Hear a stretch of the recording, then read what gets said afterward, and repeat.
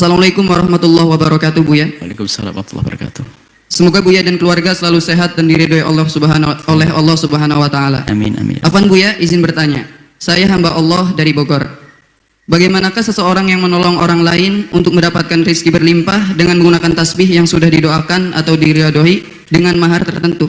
Apakah ini dibenarkan karena sang pemberi solusi mengajak kita berubah menuju kebaikan dan memberi banyak nasihat sesuai anjuran agama? Mohon jawabannya, Buya. Mahar itu dalam pernikahan. Kalau mau jual tasbih aja deh. Gak usah jual doa juga. Silakan kasih tasbih biar dia wiritan berzikir kepada Allah. Itu saja sederhana. Cuman kadang untuk ngangkat harga ini nggak kuat kecuali pakai istilah mahar. Dan kalau pakai rupiah pun pakai 5.751.000, nggak boleh lebih, satunya pusing. Pokoknya dibikin pusing biar kelihatan serem begitu. Ini gaya-gaya dunia ini tuh. Wah, 5.725.000 rupiah. Jual tasbih, ngasih nasihat baik. Selesai. Nah, kalau memberikan nasihat yang baik, alhamdulillah nasihat baik. Nasihat baik harus kita terima biarpun dari orang yang nggak baik sekalipun. Orang insaf kan begitu. Kalau khudil hikmah wala min afahil majanin. Kita bisa mengambil hikmah kalimat kebenaran biar yang ucapkan orang gila, nggak pandang siapa selagi kebenaran. Al hikmah dhalatul mu'min.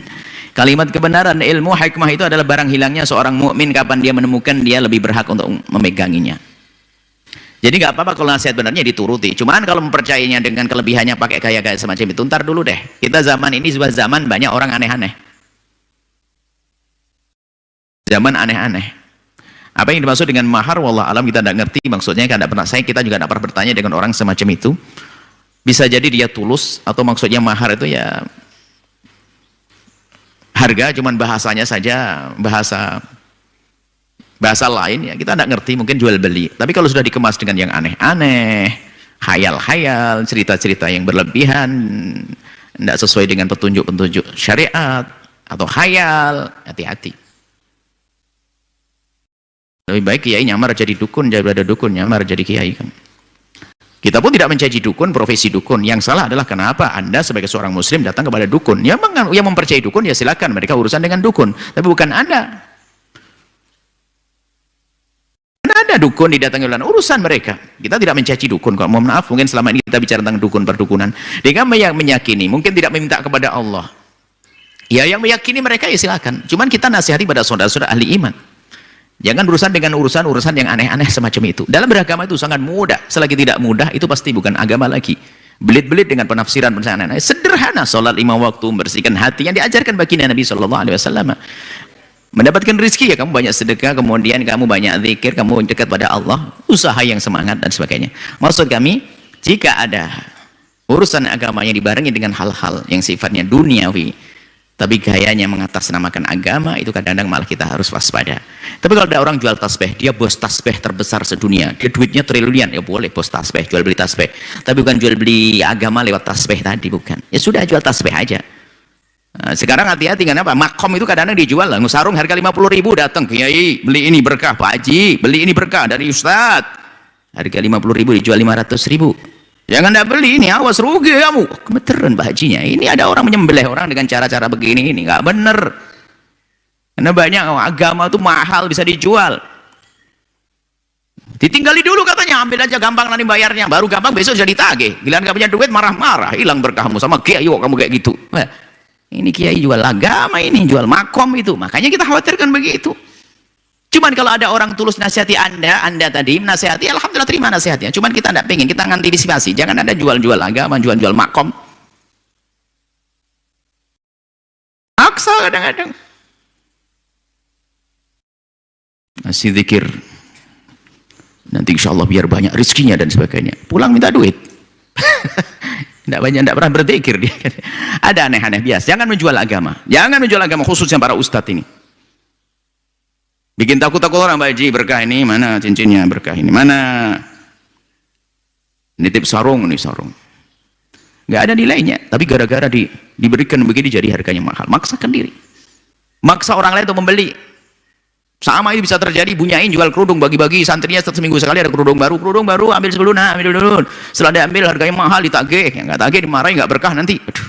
Sudah, kita paling seram, paling menakutkan adalah ini, menjual agama ini. Makanya mohon maaf, kita tidak menyalahkan dukun. Dukun punya profesi sendiri. Urusan berdukunan adalah yang masuk adalah wilayah berdukun, biarkan. Orang Nasrani punya tokoh, kemudian orang Nasrani datang, urusan.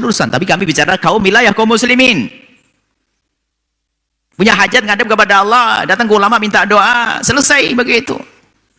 Yang ustadznya pun juga sederhana sekali, nggak usah pakai macam-macam. Insya Allah kamu harus begini, pakai duit lagi. Nggak usah semacam itu. Sederhana sekali dalam beragama, mudah sekali dalam beragama. Bahkan kalau baginda Nabi SAW, kalau nolong orang nggak tanggung, bukan doa tok, kalau punya duit ngasih duit. Itu baginda Nabi, kalau ada orang punya masalah ditanya, punya duit kasih duit, bukan sekedar ngasih doa saja. Sudahlah, kita harus ganti bisnis jual-jual atas nama agama. Ini bahaya sekali, atas nama agama, atas nama makom, atas nama wilayah, atas nama wala. Apalagi semakin diwalikan, kadang-kadang disetting biar walinya semakin gede, semakin walinya gede ini, wah, makom mahal harganya, ngomongan ketemu dok nih. Anda bisa nemukan nanti bisa nanti ada tim sukses. Sudah, kita jangan dusta urusan agama. Kami tidak mengatakan yang menasihati Anda tadi dusta, tidak. Tapi bagi siapapun jangan main agama. Kita punya Allah, hitungan kita dengan Allah. Tasbih aja pakai mahar mahal. Maharnya berapa? Kalau harga 2.000, maharnya 2.000, berarti jual beli. Kalau tasbih harga 20, kalau tasbih harga 20.000 terus bilang maharnya 20.000, berarti jual tasbih beneran dia. Tapi tasbih 20.000 pakai mahar 2 juta. Ini sudah Buya pegang 2 tahun ini tasbih, dipakai terus berzikir sampai mengkilat nih. Waduh, 2,5 juta. Spesies kacau ini. Ustaz gadungan begitu tuh, merusak agama itu. Selesai insya Allah. Semoga Allah menjaga kita semua. Kami mengantisipasi saja, sehingga yang Ustadz waspada, urusan kita dengan Allah, nggak usah bohong, nggak usah ini. Dan kita pun juga gampang percaya dengan hal aneh-aneh. Kita gampang percaya dengan, memang kita gampang percaya dengan sesuatu yang kita nggak jangkau akal kita itu. Wah top ini kiai ini. Kenapa? Kalau ngomong saya nggak paham. Kacau ini, nggak paham tambah top. Nabi yukallimuna sa'adraqa ala qadri uqul. Nabi kalau ngomong paling takut kalau orang nggak paham. Sehingga sampai diulang-ulang. Lah ini orang ngomong bikin orang nggak paham, itu fitnah. Siapapun dia fitnah, nggak boleh begitu. Hati-hati.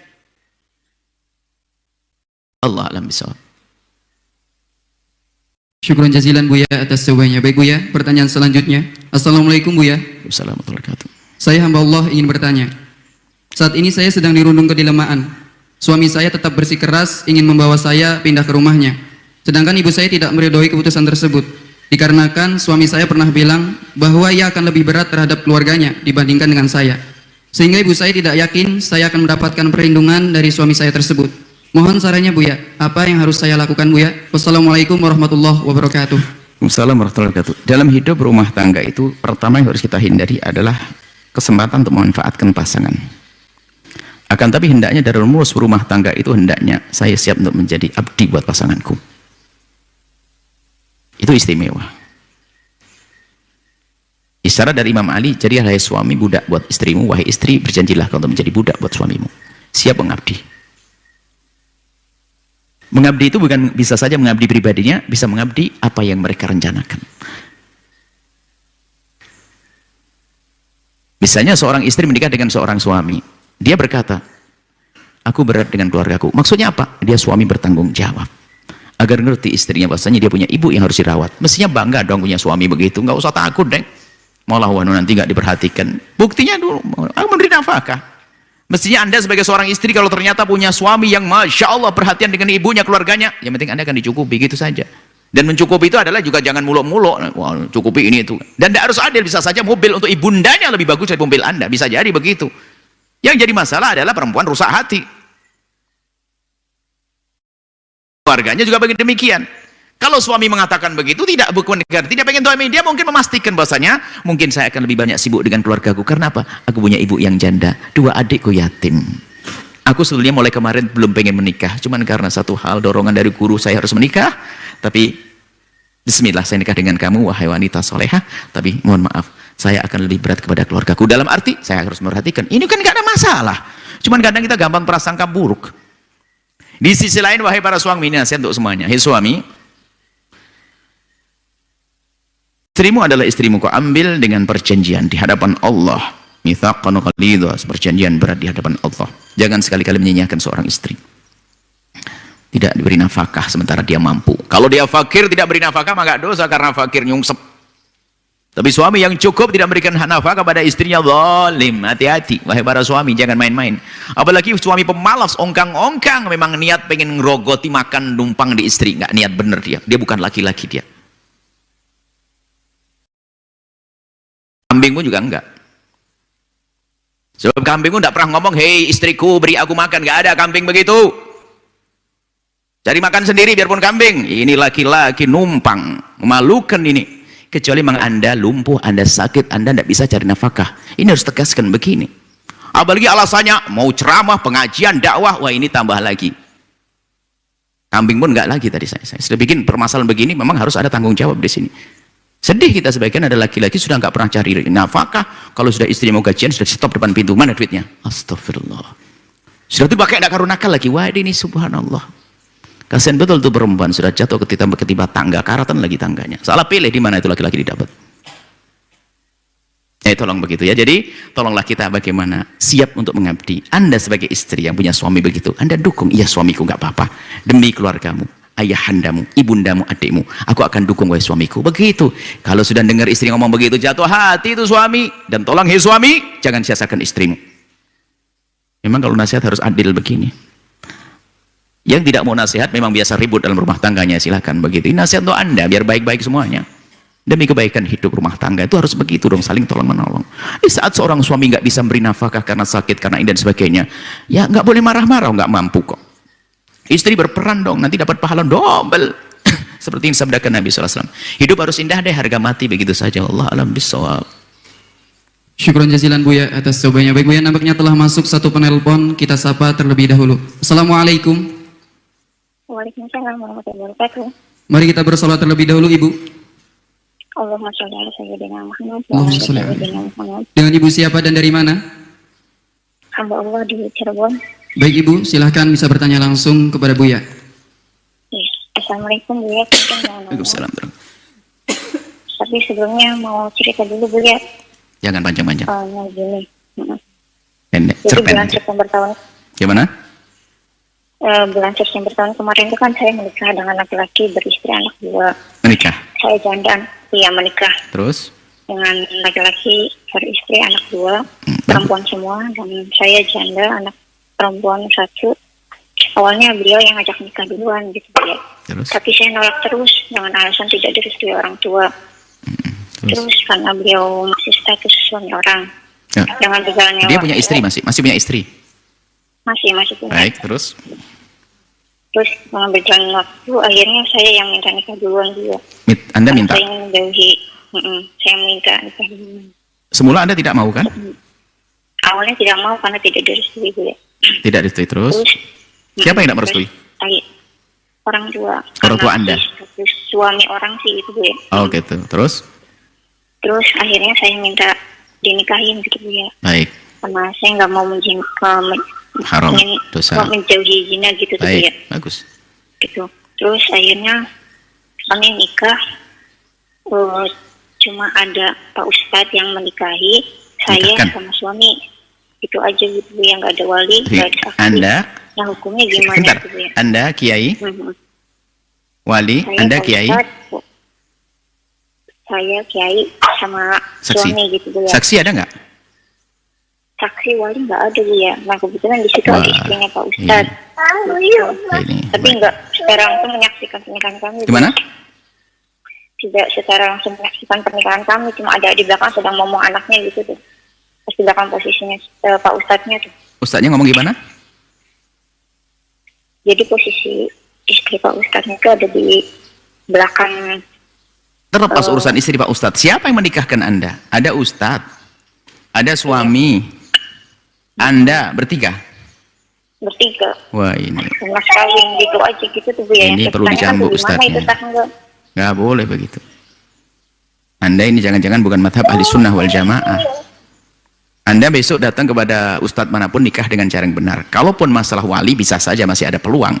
Madhab Abu Hanifah nggak pakai wali. Ini Anda diperterangkan, nggak pakai wali, nggak pakai saksi. Besok bisa berkembang lagi, langsung nikah berdua nanti, asik. Itu kan kacau nanti.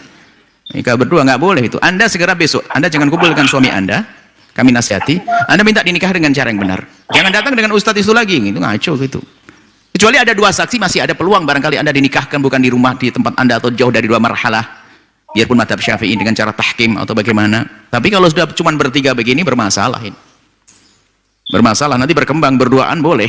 Anda suami menikah dengan seorang wanita berduaan, nggak pakai siapa-siapa. Sudah begitu ngutang lagi maharnya, kacau lagi. Ini nggak ada begitu. Jadi tolong Anda orang baik, Anda solehah, insya Allah Anda takut yang haram. Kalau baik yang betul adalah menikah lagi setelah ini. Setelah detik ini juga kalau Anda. Dan mudah Anda datang seorang kiai, dua saksi dua, selesai. Ya, masalah wali bisa saja nanti adalah Anda nanti ditaklidkan madhab Imam Abu Hanifah asalkan ada maharnya ridho, atau dengan cara tahkim, atau Anda pergi ke tempat lain lebih dari dua marhalah, selesai. Sangat mudah untuk mengesahkan dengan cara madhab yang benar. Tapi kalau yang Anda lakukan ini bermasalah, ya. Dan bisa diselesaikan, ingat, bisa diselesaikan. Dan tolong kepada para asatid, kalau ingin menikahkan harus dengan ilmu dong. Jangan, masya Allah, kalau enggak bahaya banget ini. Kalau dibuka yang demikian itu rancu. Saksi harus dong, paling tidak saksi. Kemudian dalam nanti ada madhab maliki nggak pakai saksi, yang penting ada wali. Tapi harus diisyhar, dipamerkan dong, perayaan. Jadi nggak boleh main-main, dalam harus ilmunya ini, harus ada ilmunya. Sebab ini juga ada kejadian beberapa waktu yang lalu ada di mana menikah dengan cara begitu bertiga ini, ternyata ada itu susupan bukan dari madhab ahli sunnati wal jamaati, hati-hati. Bahkan nanti sampai boleh menikah berdua, itu yang bahaya banget. Ingat, hati-hati ya, segera Anda nikah kembali supaya sah dan halal. Ya berarti yang kemarin-kemarin itu belum sah ya? Ya belum sah begitu. Anda istighfar kepada Allah Maha Pengampun kan. Yang penting Anda jangan mau lagi kecuali beresin dengan cara yang benar. Kalau seandainya masalah usul nggak ada wali saja, bisa saja ditaklidkan kepada madhab yang lain, madhab Abu Hanifah dan yang lainnya. Akan tapi ini permasalahannya adalah nggak ada saksi, nggak ada wali.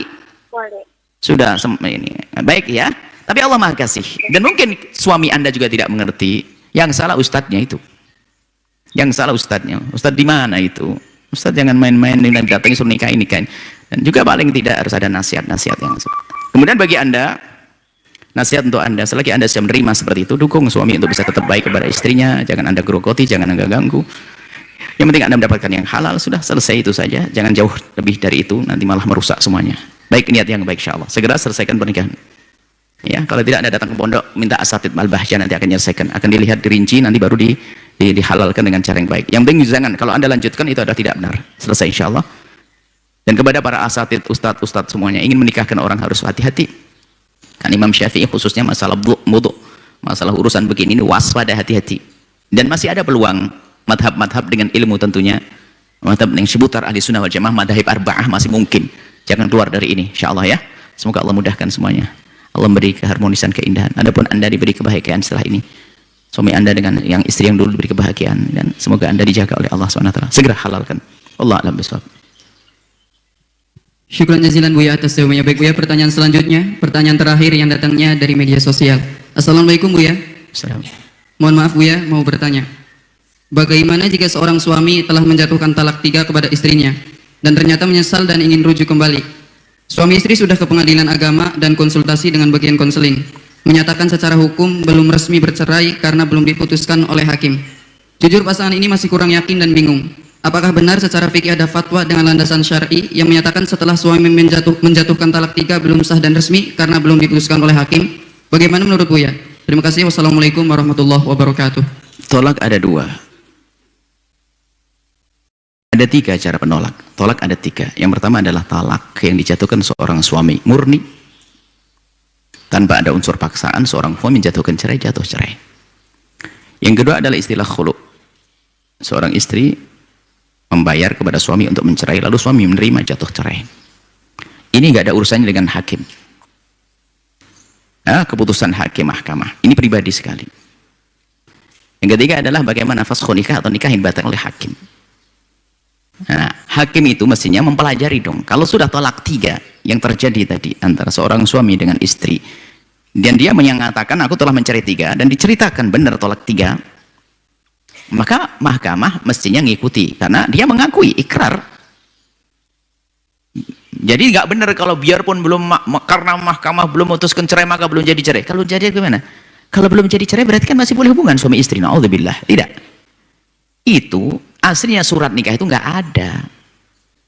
Surat nikah itu aslinya nggak ada, cuman diadakan surat nikah untuk menjaga, dan itu didukung oleh syariat karena untuk menjaga, ada surat-suratnya. Ya, hakim untuk menyelesaikan permasalahan. Di saat tidak bisa diselesaikan, hakim bermain. Jika suami istri bisa menyelesaikan, sudah cerai, selesai itu. Maka mohon maaf, jadi kalau sudah betul jatuh cerai 3, sang pengakuan suami dan juga istri menyadari itu, maka cerai 3 jatuh 3. Biarpun mahkamah belum memutuskannya, maka dia harus pisah. Nggak boleh deket-deket. Kalau pengen gabung lagi nanti setelah masa iddah selesai, biar nikah dengan laki-laki lain, tak taunya dicerai, masa iddah baru boleh kembali, namanya muhalil. Kalau enggak boleh, mohon maaf. Ini adalah jelas hukum begini nih. Nah, mungkin bahasa atau Anda ini yang salah paham. Mungkin hakimnya tuh ngomong lalu Anda lagi noles atau main HP.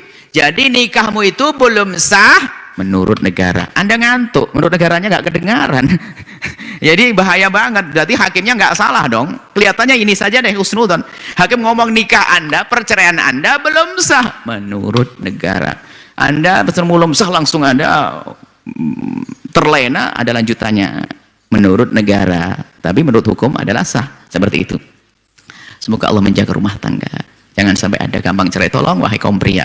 Anda ini pria, jangan dikit-dikit main cerai. Yang gampang minta cerai itu perempuan.